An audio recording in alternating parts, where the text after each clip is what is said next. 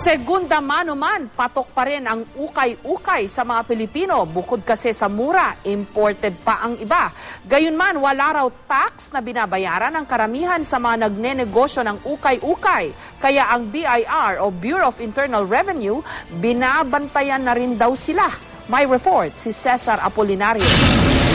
Sa mga ukay-ukay at mga tindahan ng surplus, tila naka-jackpot sakaling makatsyempo ng importanteng gamit.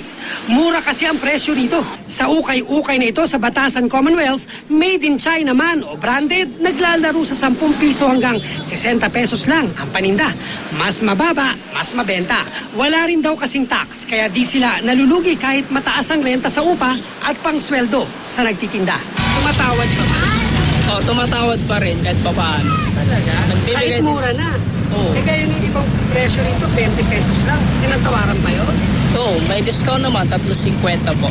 Ang ukay-ukay na ito sa Baguio City, dinarayo rin. Ayon sa mga tindera rito, karamihan ng mga gamit nila ay galing sa Hong Kong, Singapore at China. Pero ayon sa BIR, dapat nagbabayad ng tamang buwis sa mga nagnenegosyo ng ukay-ukay. Para rin daw kasi silang nagbebenta ng RTW.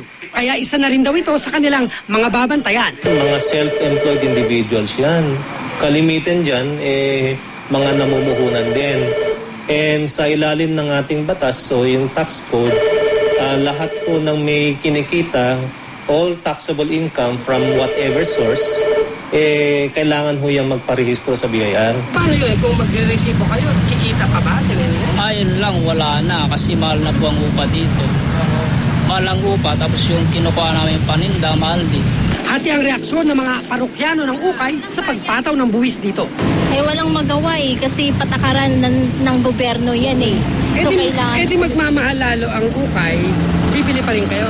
Oo, kasi bang tila sa ukay-ukay malambot at saka malamig. Nakakamura pa rin Oo, kahit papawaan. Kung sana, dapat hindi. Kasi kawawa naman yung mga maliliit yung puhunan. Sa tindahan naman ng surplus ng sari-saring gamit, nakakaagapay naman daw kahit nagbabayad sila ng buwis.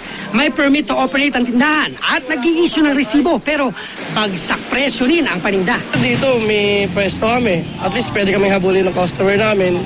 Siguro kailangan namin talaga ng legal na papeles para mas maka-operate kami na mas maayos dito sa tindahan. Mula 5 pesos hanggang 1,000 pesos pataas ang presyo ng mga gamit na ibinebenta nila. Electronics, appliances o kahit gamit pang kusina, triple raw ang baba ng presyo para sa mga mall at appliance center. Cesar Apolinario, GMA News.